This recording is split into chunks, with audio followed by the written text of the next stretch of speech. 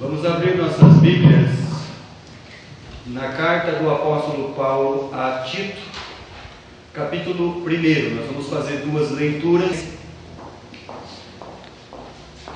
Carta do apóstolo Paulo a Tito, capítulo 1. Nós vamos ler a primeira leitura do versículo 1 ao versículo 5. E depois nós vamos ler na próxima carta, que é Filemon. É depois de Tito.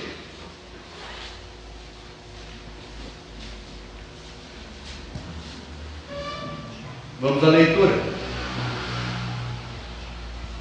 Paulo, servo de Deus e apóstolo de Jesus Cristo, segundo a fé dos eleitos de Deus, e o conhecimento da verdade, que é segundo a piedade, em esperança da vida eterna, a qual Deus, que não pode mentir, prometeu antes dos tempos dos séculos, mas a seu tempo manifestou a sua palavra pela pregação que lhe foi confiada, segundo o mandamento de Deus, o nosso Salvador.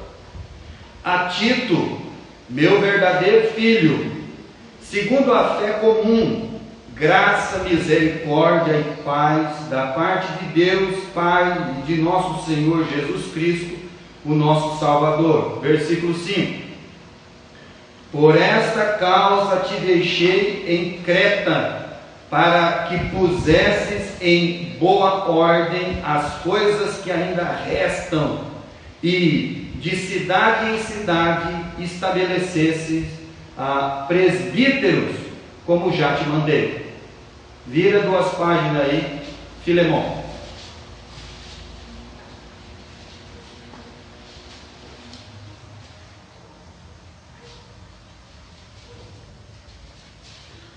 A carta de Paulo a Filemon, depois de Tito, é a menor de todas as cartas, mas é, talvez, creio, que uma das mais importantes. Não escreveu muito, mas falou tudo o que precisava ser dito. Depois nós vamos entrar no contexto aqui do que está acontecendo. Primeiro vamos à nossa leitura. Paulo, o prisioneiro de Jesus Cristo, ao irmão Timóteo, ao amado Filemon, o nosso cooperador, e à nossa irmã Afia, e a Arquipo, o nosso pastor, e a igreja que está em tua casa. Graça a vós e paz da parte de Deus, o nosso Pai, de nosso Senhor Jesus Cristo. Graças dou ao meu Deus, lembrando-me sempre de ti nas minhas orações, ouvindo o teu amor e a fé que tens para com o Senhor Jesus Cristo e para com todos os santos, para que a comunicação da tua fé seja eficaz no conhecimento de todo o bem que em vós há, por Jesus Cristo. Tive grande alegria e consolação do teu amor, porque por ti, ó irmão, o coração dos santos foi reanimado. Pelo que ainda que tenha em Cristo grande confiança para te mandar o que te convém, todavia eu peço-te antes por amor, sendo eu tal como sou, Paulo, o velho, também agora prisioneiro de Jesus Cristo. Peço-te por meu filho Onésimo, que gerei nas minhas prisões, o qual no outro tempo te foi inútil, mas agora a ti e a mim muito útil. Eu tu tornei a enviar, e tu torna a recebê-lo como ao meu coração. Eu bem quisera conservar comigo, para que por ti me servisse nas prisões do Evangelho, mas nada quis fazer sem teu parecer, para que o teu benefício não fosse como por força, mas voluntário. Porque bem pode ser que ele se tenha separado de ti por algum tempo, para que o retivesses para sempre. Não já como servo, antes, mas do modo que mais do que servo, como irmão amado, particularmente de mim, e quanto mais de ti, assim na carne como no Senhor. Assim, pois, se me tens por companheiro, recebe-o como a mim mesmo. E se fez algum dano, ou te deve alguma coisa, põe isso na minha conta. Eu, Paulo, de minha própria mão escrevi, eu pagarei, para te não dizer que ainda mesmo a ti próprio e a mim te deves. Sim, irmão, eu me alegrarei de ti no Senhor, e reanima o meu coração no Senhor. Escrevi-te confiado na tua obediência, sabendo que ainda farás mais do que digo. Vamos ficar de pé, meus irmãos, vamos esticar um pouco o nosso corpo, que nós vamos passar um período sentado. Então nós vamos orar ao nosso Deus, né? Oremos. Senhor nosso Deus e Pai eterno, nós queremos, Senhor, nessa noite, engrandecer e o seu nome seja engrandecido entre o teu povo. Fala conosco, Senhor, através da sua palavra. Nos instrui, Senhor Deus, em todo o seu conhecimento. Toca, Senhor, nos nossos corações. Toca, Pai eterno, naqueles corações que precisam ser tocados, Senhor, nos nossos, para o esclarecimento e a compreensão da sua vontade para com a nossa vida. Pedimos então, Senhor, que o Senhor fale aquilo que precisamos ouvir e não aquilo que queremos ouvir, Senhor. Pai amado, fale através da sua palavra e que o teu servo venha falar somente de ti. Pai eterno, eu peço por cada alma que estão aqui nessa noite, por cada vida, por cada coração, e que eles estejam sendo guiados mesmo, Senhor, pela tua presença, pela tua palavra, e que a tua palavra, Senhor, seja aquilo que representa toda a sua vida.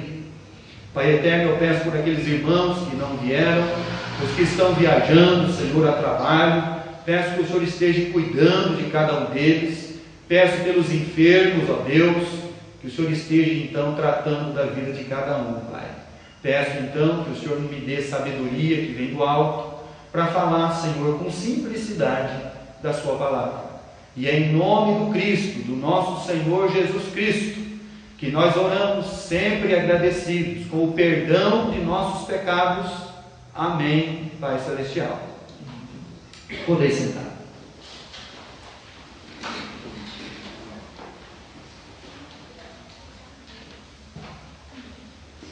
A primeira leitura que nós fizemos, meus irmãos, foi na carta do apóstolo Paulo ao Tito. E nós falamos semana passada sobre a mensagem da cruz e como muitas vezes nós temos a mensagem da cruz equivocada na nossa vida.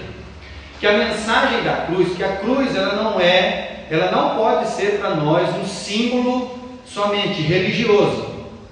Então a cruz ela não me protege do mal do outro. A cruz em mim, ela protege o meu mal para não atingir o outro.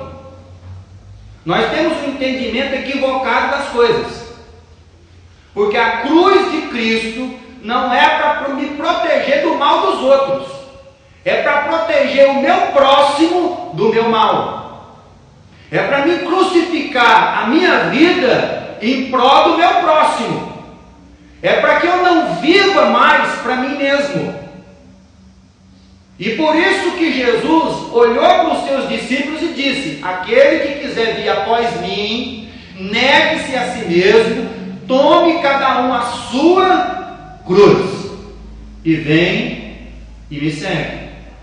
O grande problema é que nós ainda estamos andando no pé da cruz, nós ainda estamos andando ao lado da cruz e ainda a gente não tomou a nossa cruz. E é por isso que a gente vive para a gente mesmo. E um evangelho que é pregado para a pessoa viver para ele, não é o evangelho, e essa não é a mensagem da cruz.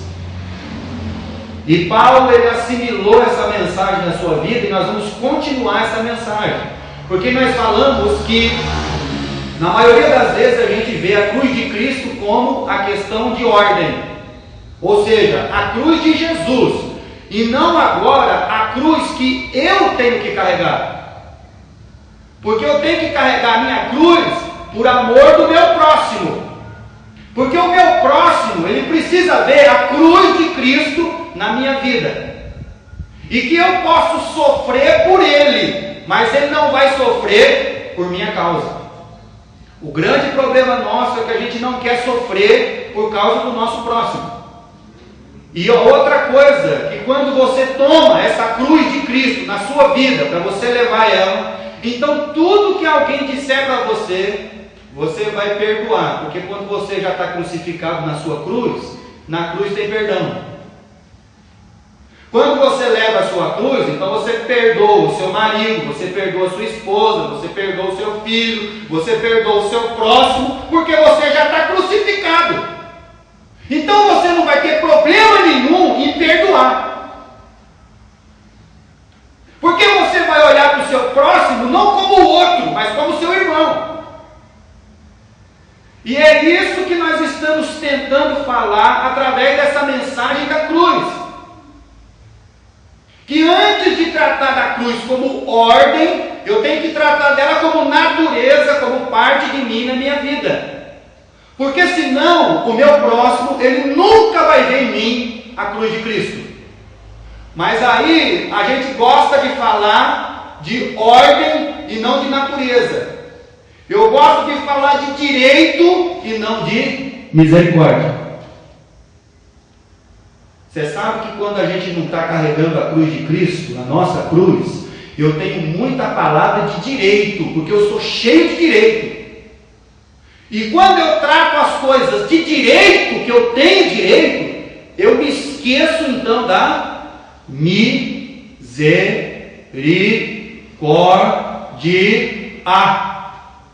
Eu me esqueço da misericórdia. Então nós temos que aprender a tratar. Aí a pessoa fala assim, pastor, mas o que é esse negócio de ordem e de natureza? Vamos lá. Quando então Paulo foi falar da salvação, ele disse assim, porque pela graça sois salvos, por meio da... Isso não vem de... É dom, não vem das... Para que ninguém mais sois feituras suas, criados em Cristo Jesus para as boas obras que Deus de antemão as preparou para que nós andássemos. Então primeiro você é salvo, depois você faz boa obra. Você não faz boa obra para ser salvo. Então nós invertemos as coisas, nós tratamos as coisas por ordem, não por natureza. Porque para mim fazer boa obra em Deus, primeiro eu tenho que conhecer esse Deus. Certo? Quando Jesus foi tratar da vida de uma pessoa pela natureza, ele comparou os homens com o quê? A árvore boa. Então primeiro ele tratou da sua natureza. A árvore boa, ela produz o que, meus irmãos? Bom fruto. Aí ele fala do que? Da ordem. Porque a árvore boa, ela vai produzir o que? Bom fruto. E aí quando ele vai falar da maldade, ele fala assim, mas a árvore má... Então ele colocou a árvore na sua natureza, porque ela não pode produzir um fruto bom, porque a árvore má ela vai produzir o quê? Um fruto mau. Então aí é que nós vamos entender o que é ordem e o que é natureza. Porque se eu tenho a cruz de Cristo só por ordem, ela é uma cruz só de Cristo, que eu não quero carregar, mas eu tenho que carregar a minha cruz. Porque a cruz de Cristo já está resolvida. Porque Jesus já subiu na cruz, ele já entregou a vida dele, e agora eu tenho que carregar a minha cruz. Em favor de quem? Do meu próximo, não é do outro, porque o outro não é outro, o outro é meu próximo. E o meu próximo, como eu falei na semana passada, ele pode estar tão perto de mim, que eu não estou conseguindo ver ele. O meu próximo, talvez não é a pessoa lá do meu trabalho. O meu próximo talvez não é a pessoa lá da minha família. O meu próximo talvez ele esteja dentro da minha casa. E eu não estou conseguindo enxergar ele como meu próximo. E aí é onde as coisas se invertem na nossa vida. E por isso que a fé nossa ela é ineficaz. Mas quando Paulo foi escrever para o Filemon, ele falou assim, eu conheço o teu amor, fé ela é eficaz. Porque é de todos conhecido o amor que você tem por Cristo e pelos irmãos. Então, quando nós tratamos, meus irmãos, de direito, eu esqueço da misericórdia do meu Deus. Vamos lá, presta atenção aqui. Eu esqueço da misericórdia do meu Deus, porque eu só tenho direito, eu não tenho misericórdia. É porque ainda a cruz de Cristo eu não estou carregando, eu não estou com a minha cruz ainda. Eu estou andando do lado, eu estou no pé da cruz, né? E aí então Cristo vai olhar para você e dizer assim: meu amigo, minha amiga, aqui é onde todos se encontram. Aqui é onde todo mundo vai se encontrar, na cruz, na minha cruz. Então eu vou falar uma coisa para você: tome a sua cruz, vem e me segue.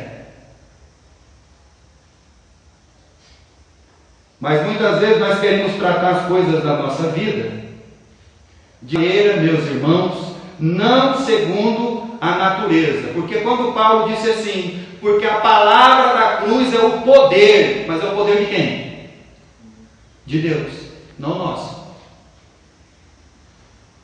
É o poder de Deus.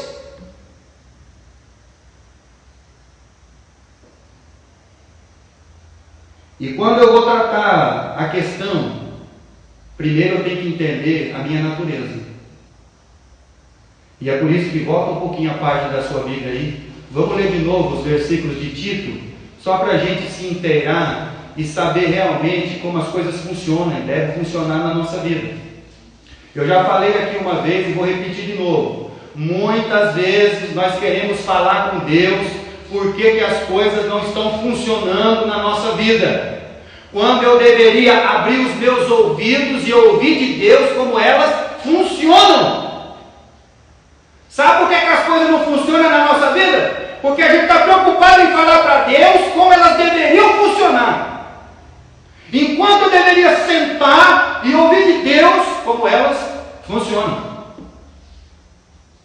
E aí Paulo, quando ele vai escrever para o seu filho, porque primeiro ele fala da natureza, para depois ele falar como ele vai colocar as coisas em ordem. Aí ele diz, versículo 4, a Tito, meu verdadeiro... O que, meus irmãos? Então qual que é a natureza desse homem? Filho. Ele é um filho de Deus. Então, para falar das coisas de ordem, primeiro ele falou da natureza de quem ele é. Porque a questão não é o poder que eu tenho, mas é quem eu represento.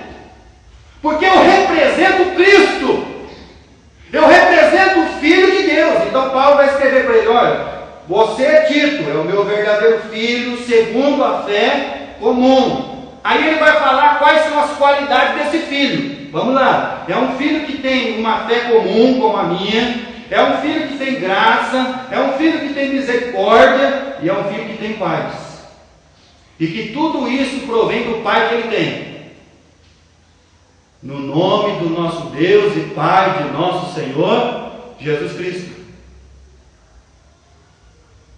Então, meus irmãos, meus amados, o grande problema nosso é que muitas vezes a religião, ela ensina você por ordem e não por natureza.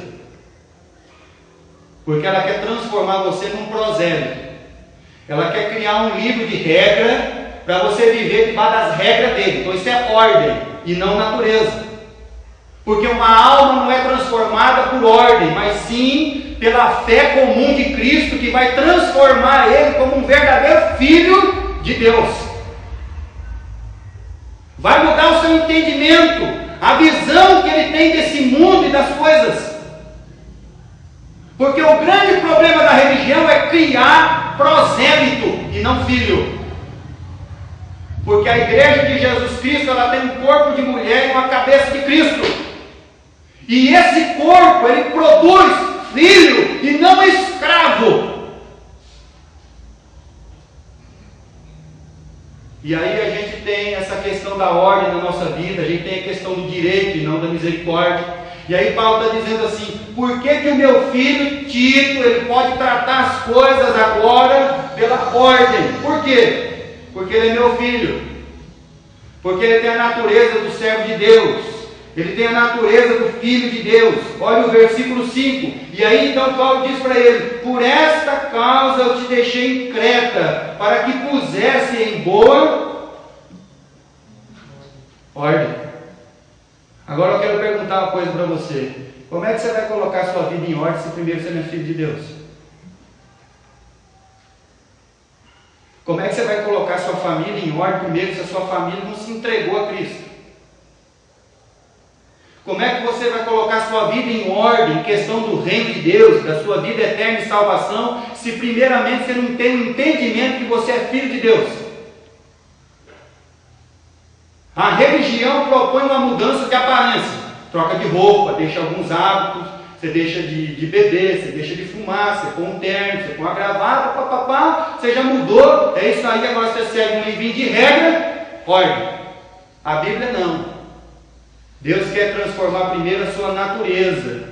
Deus quer fazer de você um filho, para que depois desse filho gerado, ele venha a ser gerado em verdade e justiça, e essa água que vai jorrar da vida eterna, ela jorra de dentro para fora. Ela jorra do seu entendimento, do seu coração, da sua vida, do mais profundo da sua alma. Então por que Tito pode tratar as coisas agora em ordem? Porque ele é filho de Deus. Tito, meu filho verdadeiro na fé comum. Nós queremos que a nossa vida tenha uma fé eficaz, nós queremos que a nossa vida seja mudada, transformada, mas nós não queremos tratar da mensagem da cruz como uma mensagem de natureza, de transformação da nossa vida, do nosso entendimento, porque nós lemos no livro de Provérbios que o quê? Que o prudente ele vai se encher do conhecimento. E aí tem muita gente tentando confiar num Deus que ele não conhece. Não tem resultado. Porque como é que você vai confiar num Deus que você não conhece? E aí então Paulo ele suscita essa questão do filho. Eu quero que você abra a sua Bíblia agora em 1 João capítulo 3. Você vai lá no finalzinho da Bíblia, né? Vai estar lá 1º, 2º e 3º João. Depois de Pedro, tá bom? Depois de 1º e 2º Pedro, você já está aí em Tito, está pertinho aí, 1º e 2º Pedro, você já vai lá em 1 João, capítulo 3,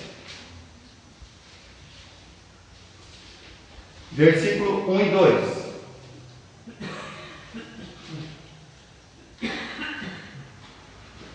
Todo mundo achou? Amém? Vede com grande amor nos tem concedido o Pai, de que fôssemos chamados filhos de... Olha só, o amor de Deus ele é derramado em nós para a gente poder ser chamado filho de Deus.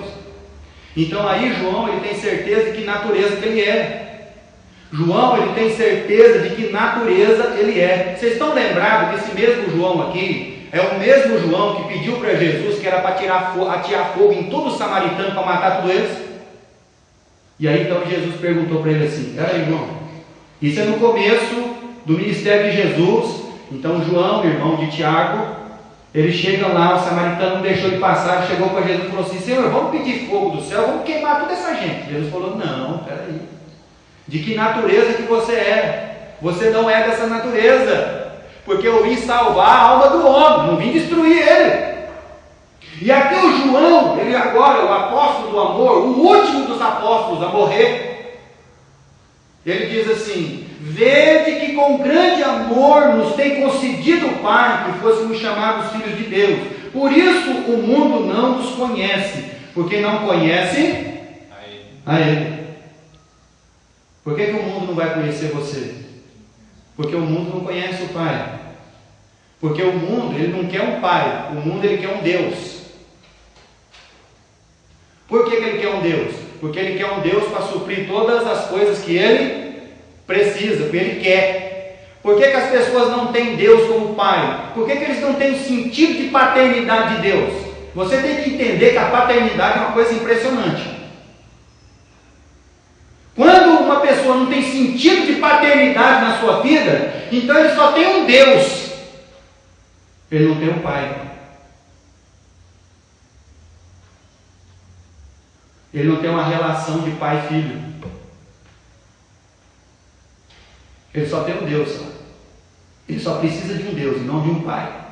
Então aqui João está dizendo, por que o mundo não conhece você? Porque não conhece o Pai. Versículo 2, amados, agora somos filhos de Deus. E ainda que não é manifesto como havemos de ser, mas sabemos que quando Ele se manifestar, seremos semelhantes a Ele, porque assim como é, o veremos.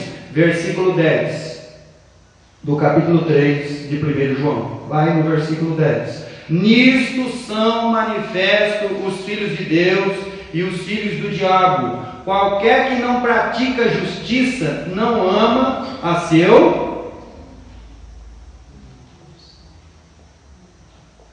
Muito bem. Então como que você vai conhecer o Filho de Deus? É aquele que ama o seu irmão. É aquele que já está na cruz, ele já está pendurado. Então ele está vivendo agora não para ele mesmo, mas ele está vivendo para o seu irmão. Agora vivendo para o seu próximo. Então nisso nós vamos conhecer quem é o Filho de Deus e quem não é. Porque o evangelho que hoje está sendo pregado é um evangelho egoísta, de cada um por si.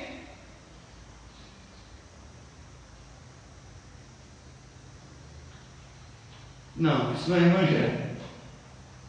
Porque a mensagem da cruz que tem aqui na Bíblia não é essa. E aí João, ele diz assim, porque ele não pratica justiça, ele não ama o seu irmão, não é de Deus, isso não é de Deus, meu irmão.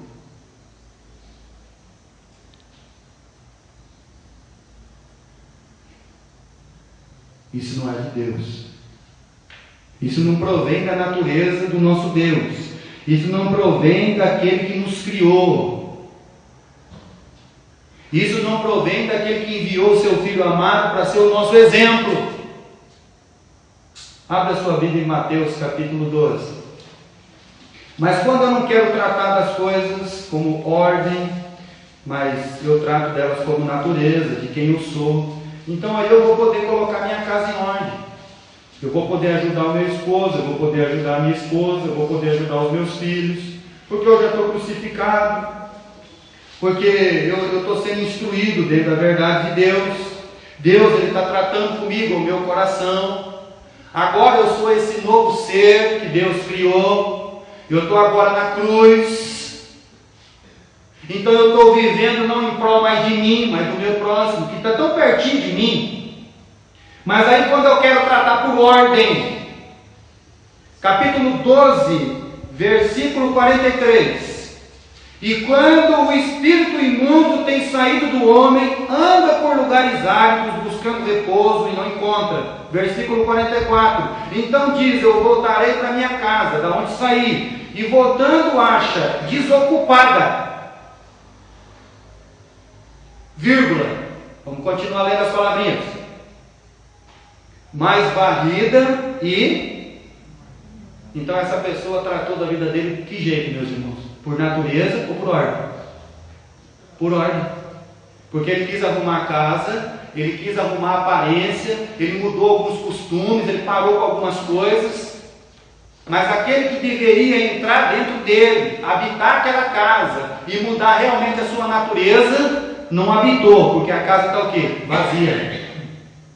Então essa pessoa está tratando com Deus por ordem, e não por natureza, e não por quem Ele é e quem Ele representa, e não pelo Espírito de Deus que habitou nele, fez essa casa agora uma casa divina, um corpo de Cristo, um templo do Espírito Santo. Mas essa alma tentou tratar com Deus por ordem. Então eu vou mudar a minha vida, porque é o pensamento de muitas pessoas. Ah, pastor, eu gosto tanto da palavra de Deus, eu gosto tanto de ir na igreja, mas eu ainda estou lá, bebendo, estou fumando, eu preciso melhorar tudo isso na minha vida. Então você não precisa de Deus, porque você só precisa tratar a sua vida com o quê? Por ordem. Porque você não está buscando que Deus transforme a sua vida, salve a sua vida. Você está buscando alguém que produza em você uma mudança, mas que essa mudança vai acabar rapidinho. E aí no versículo 45: E então ele vai e leva consigo outros 7 espíritos, pior do que aquele, e entrando habitam ali, e são os últimos atos desse homem, pior do que os primeiros. Então aí você vê o que é uma pessoa que trata as coisas por ordem e não por natureza. Porque é somente pela natureza de Deus que você vai a cada dia ser transformado. A transformação da salvação de Deus na nossa vida é por natureza, é quem eu represento, o Cristo. É quem habita em mim, o Espírito de Deus. É quem guia a minha vida, a palavra de Deus. É porque eu já estou crucificado para o meu irmão, para o meu próximo. Mas quando eu trato por ordem, as coisas não funcionam. Porque não foi transformada a minha natureza.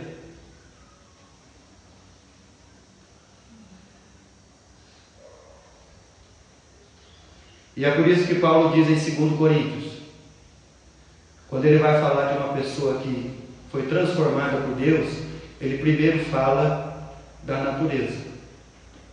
Se alguém está em Cristo, nova criatura é. Isso é 2 Coríntios 5,17. Aí, olha, se alguém está em Cristo, nova criatura é. Ele falou de natureza, de transformação de natureza. Aí ele vai falar da ordem. As coisas velhas já passaram. Eis que tudo se fez novo. Então, primeiro ele trata com a alma de natureza, de transformação e de salvação. Depois, então, ele trata de ordem. É que nem uma pessoa querer ser batizado antes de saber que ele é salvo.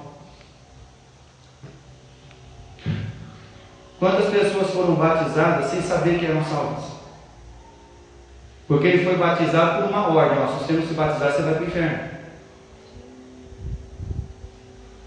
Ele não pediu o batismo porque ele é salvo. Ele pediu o batismo porque foi uma ordem que deram. Ensinaram para ele que se ele não fosse batizado, ele vai para o inferno. E aí está errado. Porque é uma questão de ordem, não de natureza. Porque quando eu vou pedir o batismo para o pastor, eu já me crucifiquei na cruz, eu já entreguei minha vida para Cristo, eu já sou salvo pela sua maravilhosa graça. Então primeiro foi transformada a minha natureza, para depois eu entrar na ordem de Deus. Pastor, eu quero ser batizado. Então por que você quer ser batizado? Eu quero batizado porque eu já entreguei minha vida para Cristo, eu já sou salvo. E por que você vai batizar? Eu quero obedecer. Não é isso que Paulo escreveu a Filemão? Eu sei que você vai obedecer, você vai fazer muito mais do que eu estou pedindo. Você está vendo como que as coisas são equivocadas na nossa vida, meus irmãos? A gente aprende errado. Tem muita gente ensinando coisa errada por aí, porque não é a palavra de Deus. Eu gostaria que os irmãos então abrissem suas Bíblias, aproveitar que nós estamos aqui em Mateus, em Romanos capítulo 3. Quando então, já tratamos essa questão de ordem de natureza, e lá em Romanos capítulo 3, quando Paulo escreveu então para o Filemão ele tem uma igreja na casa dele. A sua esposa é a irmã, não é? A irmã da igreja. E seu filho provavelmente é o pastor da igreja, o arquivo. A igreja que está em sua casa. Ele está escrevendo para o Filemão. No grego original são 335 palavras. Mas a carta a Filemão, meus irmãos, é aquilo que se revela a nós, não de direito, mas de misericórdia. É a mesma coisa, por exemplo, do evangelho que tem levantado uma barreira entre ricos e pobres, entre aquele que tem muito e aquele que tem pouco. E muitas vezes a gente vai falar com o rico em direito e não em misericórdia, porque ele tem que repartir as coisas que ele tem, não porque o outro tem direito, mas porque ele tem misericórdia. Porque quando Jesus, Zaqueu, se converteu, ele desceu da árvore e ele se converteu, ele diz assim: Senhor, se eu roubei alguém, então ele não subiu, ele desceu, né? Ele não continua em cima da árvore, ele desceu. Para chegar em Jesus, ele precisa descer. Eu não tenho que subir mais, porque quanto mais eu sou, mais eu fico longe de Cristo. Então eu desço lá embaixo, e eu encontro o Cristo, e falo para ele assim: Senhor, eu roubei as pessoas, eu vou devolver 4 vezes mais, porque é a lei, e eu vou repartir os meus bens com aquele que não tem. Mas isso não é uma questão que Jesus pediu nada, é uma questão de misericórdia. Então muitas vezes a gente vai falar com aquele que tem muito e dá a impressão que nós temos direito de se apropriar do que ele tem. Mas na verdade nós tínhamos que falar com ele de misericórdia, para ele abrir o coração dele e ter misericórdia com aquele que não tem.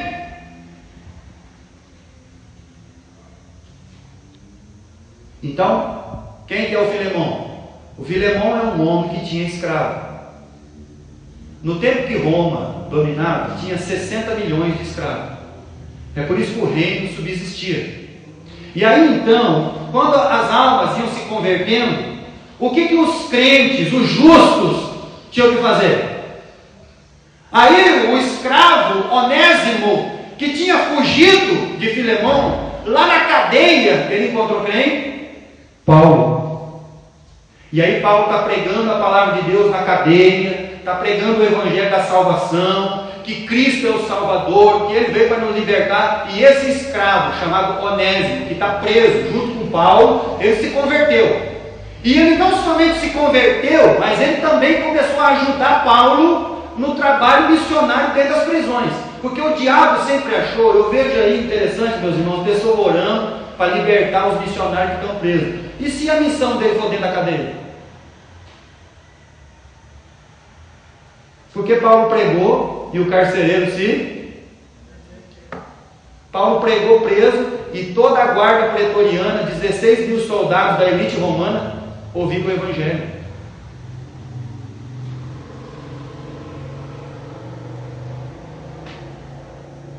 E Onésimo é um escravo. Mas agora ele se converteu. Como você vai tratar ele agora?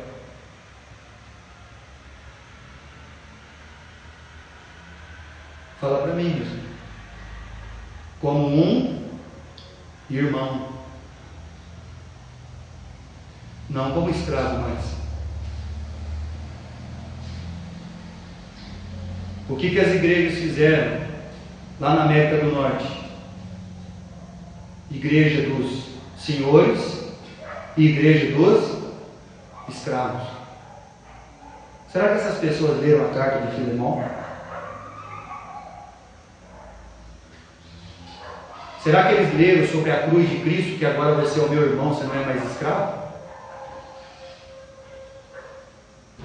Será que eles não leram que agora não é a cor da sua pele, o seu olho que é puxado, o grande ou pequeno, mas que agora você é meu irmão? E que você faz parte da família, que eu faço parte, da família de Deus? E é por isso que Paulo então vai dizer em Romanos capítulo 3, versículo 22. Romanos 3, 22. E isto é a justiça de Deus pela fé em Jesus Cristo, para todos e sobre todos os que creem, porque não há o quê? Diferença. Porque nós somos todos agora irmãos. Olha só que legal.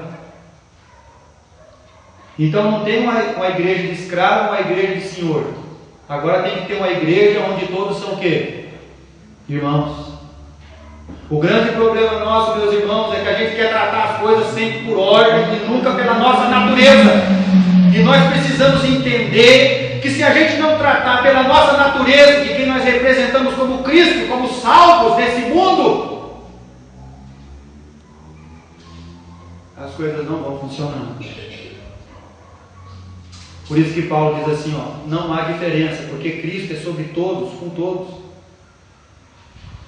Não tem diferença entre o grego, o judeu, o romano, o etíope, o samaritano. Agora nós somos todos irmãos em Cristo. Agora você é o meu próximo, agora você é o meu irmão. E a Bíblia diz que aquele que não ama o seu irmão e o seu próximo, eles estão longe de Deus.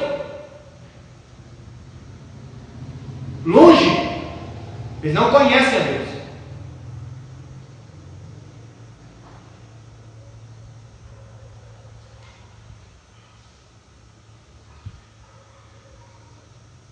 1 Coríntios, vamos um pouquinho para frente. Capítulo 12. E aí então o apóstolo Paulo, 1 Coríntios 12.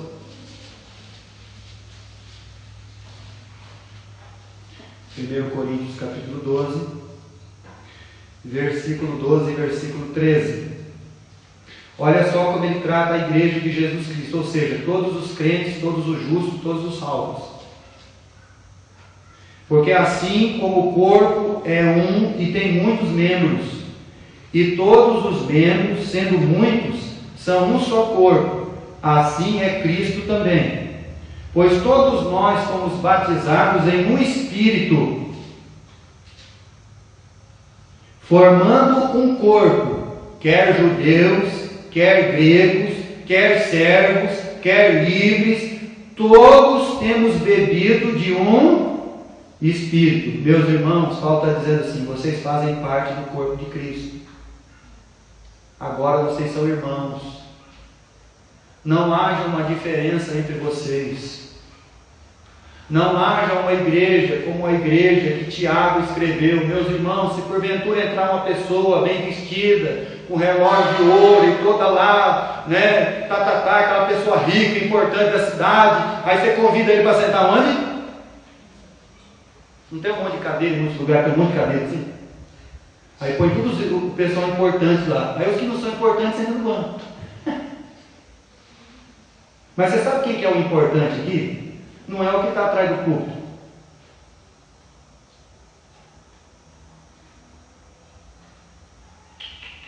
Não é.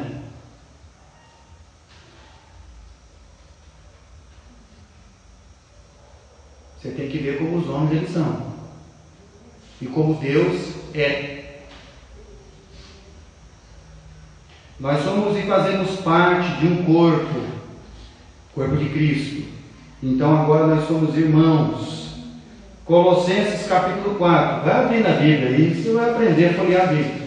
Você vai para frente aí de 1º e 2º Coríntios, Gálatas, Efésios, Filipenses, Colossenses capítulo 4. Versículo 1. Olha só o que Paulo então vai falar aqui aos Colossenses 4:1.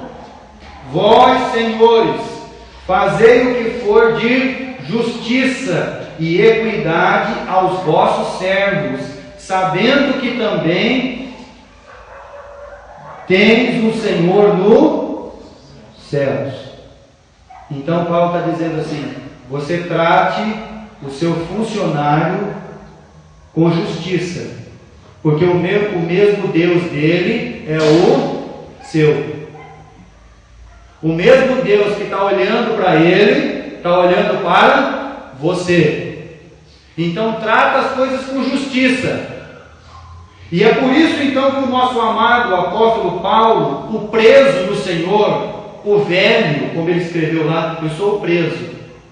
Muita pessoa pensa que o apóstolo Paulo tinha uma fazendinha, né? Ele tinha uma fazendinha, tinha um gado Nelore lá, ele tinha um gado de raça. Aí quando ele acabava as viagens missionárias, ele voltava para a fazendinha dele, né? Tomar uma água de coco, um caldo de cana. Você está enganando. Porque o fim dele foi numa masmorra romana.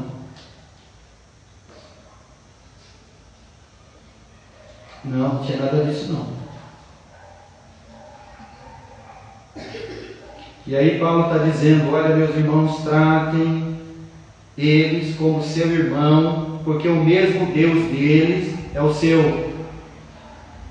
Por favor, não trabalhem com essa questão do direito, mas sim da misericórdia, porque é isso que Deus pede. Eu quero misericórdia e não sacrifício. Filemão capítulo 1. Depois de Tito, Filemão. Já estamos quase terminando. Então, quando Paulo vai escrever ao amado Filemão, ele vai escrever aos irmãos, ao pastor Arquipo, a igreja que está na sua casa. Ele diz: Paulo, prisioneiro. Então ele quer dizer uma coisa para o nosso irmão: que o único, se você tiver que ser prisioneiro de alguém, seja de Cristo. Que você não tenha nenhum prisioneiro, mas que você seja um prisioneiro de Cristo. ele diz: Paulo, prisioneiro de Jesus, ao irmão Timóteo e ao amado Filemão, o nosso cooperador. Aí ele vai falar no versículo 10: Eu peço-te por meu filho Onésimo, que gerei nas minhas prisões. Então, onde Onésimo se converteu? Preso. E Paulo está numa cadeia pregando. E aí então ele vai falar sobre esse irmão, sobre essa prisão. Versículo 8: Pelo que ainda que tenha Cristo grande confiança para mandar o que te convém, todavia eu peço-te antes, por amor, sendo o tal como sou, Paulo, o velho, e também agora o prisioneiro de Jesus Cristo. Eu encontrei o Onésimo, Filemão, e ele se converteu. Mas eu queria que ele ficasse comigo, porque para mim ele é muito útil agora. E no versículo 14 ele diz assim: eu queria que ele ficasse comigo, porque ele é muito útil no Evangelho das prisões. Versículo 14: Mas nada quis fazer sem teu parecer, para que o teu benefício não fosse como por força, mas voluntário. É por isso que eu vou mandar ele de volta para você. Eu vou enviar ele a você de novo. Versículo de número 15: Porque bem pode ser que ele se tenha separado de ti por algum tempo, para que o retivesses para sempre. Não já como servo, antes mais do que servo, como irmão amado. Então, como a gente recebe por natureza as pessoas?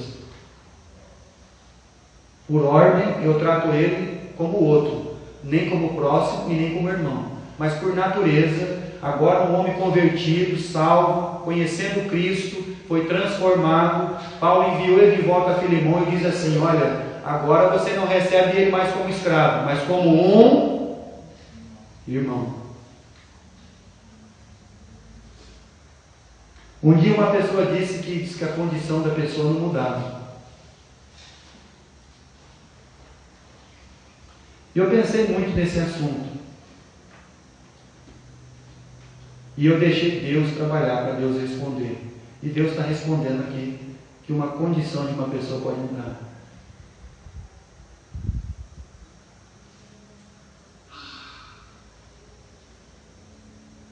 Pois é, eu já ouvi isso. E aí Deus veio mostrar para a gente com tanta simplicidade como que a condição de uma pessoa muda por natureza em Cristo. Ser transformado, salvo. E Paulo vai enviar então o irmão amado, e aí ele continua no versículo 16: particularmente de mim, e quanto mais de ti, assim na carne como no Senhor. Assim, pois, se me tens por companheiro, recebe-o como a mim. Então, como que você tem que receber o seu próximo, seu irmão?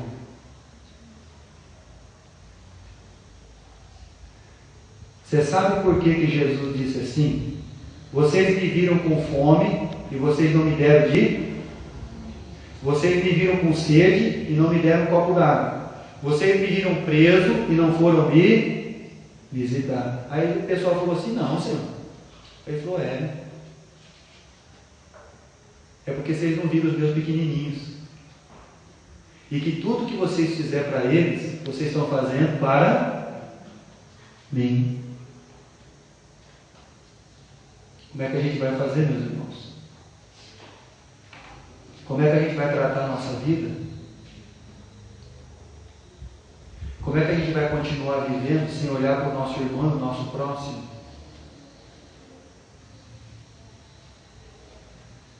Não pode. Recebe-o como se você estivesse recebendo a mim mesmo. Versículo 18: E se te fez algum dano, ou te deve alguma coisa,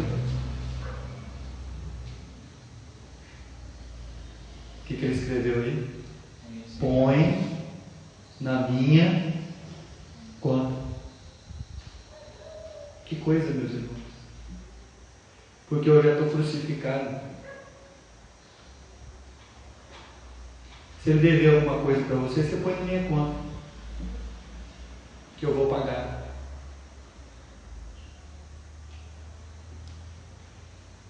Isso é a natureza do Filho de Deus. Bem-aventurado os misericordiosos, porque eles alcançarão misericórdia. Isso é Mateus 5:7. Quando você for ensinar para os seus filhos a leitura da Bíblia, fica bastante tempo no capítulo 5 do Evangelho de Mateus. O pobre de espírito,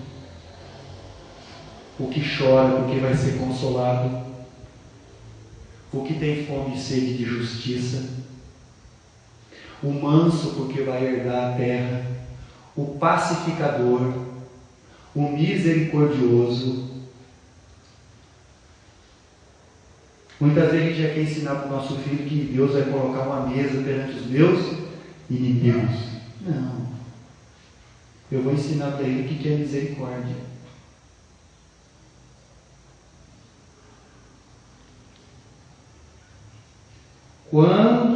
Se ele te dever alguma coisa, põe isso na minha conta. Vamos terminar a leitura de Filemão. E eu, Paulo, da minha própria mão escrevi e o pagarei, para te não dizer que ainda mesmo a ti próprio, a mim te deves. Sim, irmão, eu me alegrarei em ti no Senhor. Reanima meu coração no Senhor. Escrevi-te confiado na tua obediência, sabendo que ainda farás mais do que te digo. Vamos fazer nossa última leitura? Lucas capítulo 15. Quando eu estava lendo Filemão, e quando Paulo diz assim: se ele te dever alguma coisa, põe na minha conta. Eu lembrei de Jesus na parábola do filho pródigo. Capítulo 15 de Lucas, versículo 20 ao versículo 24. Vamos ler.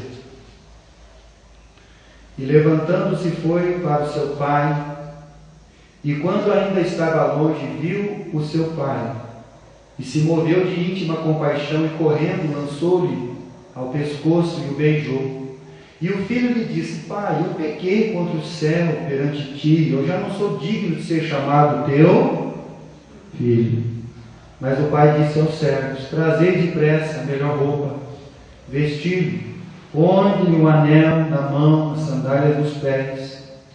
Trazei o bezerro cevado, matai-o, comamos e alegremos-nos, porque este meu filho estava morto e reviveu, tinha-se perdido e foi achado, e começaram a alegrar-se. Pai, eu quero ser um dos seus servos. Não. Você é meu filho. Essa é a natureza, meus irmãos. É por isso que Paulo olha para o Filemão escrevendo para ele. Talvez uma das suas últimas cartas escritas a próprio punho. Porque algumas cartas que Paulo escreveu não foram de próprio punho, porque ele tinha um problema sério, ou na mão ou na visão.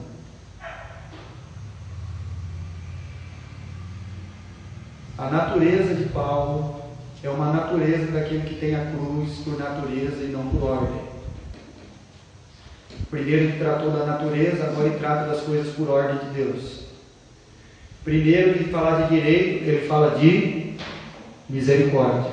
Porque quando ele vai falar para o Filemão, ele fala assim: Filemão, eu quero falar do seu amor que você tem por Deus e pelos irmãos.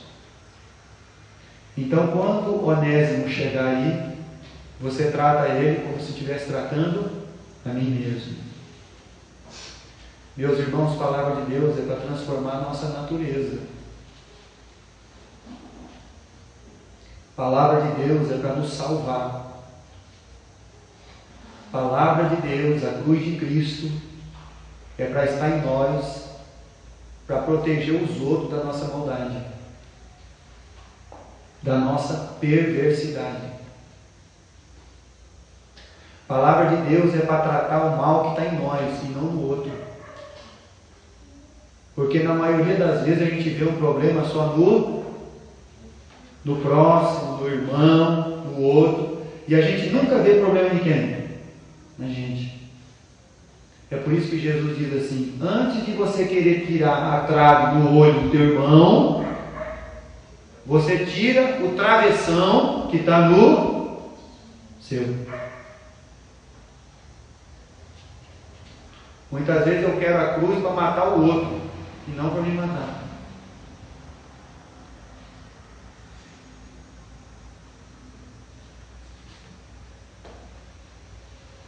Põe na minha conta. Não foi isso que disse o samaritano na parábola? Porque quando eu voltar, eu vou te pagar. Eu peço pelas misericórdias de Deus que você passe a tratar na sua vida as coisas por natureza e nunca por ordem e direito. Eu peço pelas misericórdias de Deus que Deus transforme você e te salve. Ele te salve da sua própria perversidade e maldade. Amém, meus irmãos? Vamos ficar então de pé, mais uma vez. Vamos orar ao nosso Deus.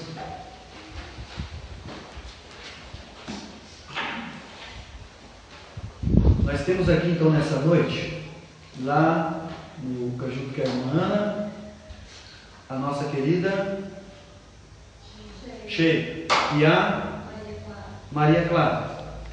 Deus abençoe, minhas irmãs. Muito obrigado. Nós temos aqui também a família da nossa irmã, eu esqueci o nome, irmã Valquíria, e o seu esposo Luciano, e a sua filha Maria Clara. Luciano, Deus te abençoe.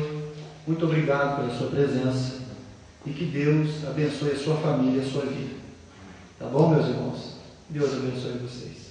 Tá? É um privilégio ter vocês aqui. Tá bom? Nós temos aqui também nossa irmã, a mãe do Denis, né? Como é que chama sua mãe, Denis? Fala para mim. Li Onete, que fez aniversário. Parabéns pelo seu aniversário. Que Deus te abençoe e te dê muitos anos de vida, meu irmão. Tá bom? Deus abençoe a senhora ricamente. Nós temos ali as nossas irmãzinhas aqui que já são daqui, né? Então, tá ali a Kemily e a Camila, essa dupla dinâmica. A dupla das flautas, né? Tem todas aí na flautinha, é uma beleza, né? Sempre que na frente assopra a flauta, sopra. É coisa mais linda, né? Quando elas cresceram, vai ser uma beleza. Estão crescendo, né? Muito bem. Meus irmãos, então, dia 30, próximo sábado, se Deus assim nos permitir, será realizado então lá na igreja, lá em Pompeia, onde eu sou pastor também, o batismo da irmã Ana. Lá tem um batistério que a gente construiu lá. A gente vai batizar a irmã Ana lá. A irmã Ana se converteu, aceitou Cristo e passou um bom período que ela veio, pastor, pedir meu batismo. Então, primeiro trato de natureza, depois de ordem. Bom? Então, se você quiser ir, você está convidado. Se precisar, nós vamos colocar as duas Kombi nossas, uma 74 e uma 75 para ir para lá. Demora um pouquinho, 20 minutinhos, mas a gente chega. Bom? Fica tranquilo, não tenha pressa, vamos sair daqui umas 7h15, a gente sai aqui, a gente chega lá com a graça de Deus, vai ter um culto, depois o batismo. Então todos estão convidados. E que Deus abençoe a todos. Vamos orar então ao nosso Deus. Senhor Deus e amado Pai, nós queremos te agradecer pelo privilégio, Senhor, da sua palavra. E obrigado, Senhor, por o Senhor falar ao nosso coração, falar a nossa alma, o nosso mais profundo do nosso ser. Obrigado pela salvação que o Senhor nos deu. Obrigado, Senhor, pelo Teu Espírito, Senhor, que fez habitação em nós. E a cada dia, Senhor, nos constrange a lembrarmos da Sua palavra e a obedecermos, Senhor Deus, a Sua vontade. Pai eterno, eu peço então perdão pelos pecados, pelas nossas faltas, pelas nossas transgressões, e que o Senhor nos ajude, Senhor, com a mensagem da cruz, a zelarmos, Senhor, pelo nosso irmão, pelo nosso próximo, para que ele não sofra, Senhor Deus, as nossas maldades e perversidades. Pai amado, me ensina, Pai, a tratar todos como os meus irmãos, a vê-los, a amá-los, a honrá-los, a respeitá-los, e que o Senhor nos dê, Senhor, sabedoria como igreja, como corpo de Cristo na cidade, aqui em Oriente. E o Senhor esteja então, Pai, como tem feito, nos abençoado, Senhor, com a sua vontade aqui, com as almas, Senhor, que têm se achegado, e queremos te agradecer por isso, Pai. Abençoe as crianças da escola bíblica, e que o Senhor fortaleça elas, a aula de flauta. Abençoa, Senhor, aquelas almas que vão se decidir ainda pela tua vontade, pelo convencimento do teu Espírito na vida deles, sobre levarem a sua cruz, sobre, Senhor, te aceitarem, te receberem como Senhor e Salvador de suas vidas. Peço que o teu Espírito, Senhor, que convence o homem, esteja tocando, Senhor, pela sua vontade nesses corações e nessas almas, para que eles possam mesmo, Senhor, serem transformados da sua natureza como a de Cristo, o nosso Senhor e Salvador. Pai eterno, eu peço pelos enfermos, pelos doentes, pelos necessitados, e pedimos também por aqueles, Senhor, que estão viajando, que é o caso do irmão Penivaldo. Cuida dele, Pai, nas estradas. Cuida, Pai Celestial, de nossos amados irmãos. Abençoe o pastor Freitas lá no trabalho de Manápolis, no Amazonas. Abençoe a tua igreja que está espalhada por esse mundo. E é em nome de nosso Senhor Jesus Cristo que nós oramos, sempre agradecidos. Amém, Pai Celestial. Meus irmãos, que Deus abençoe a todos. Vão em paz.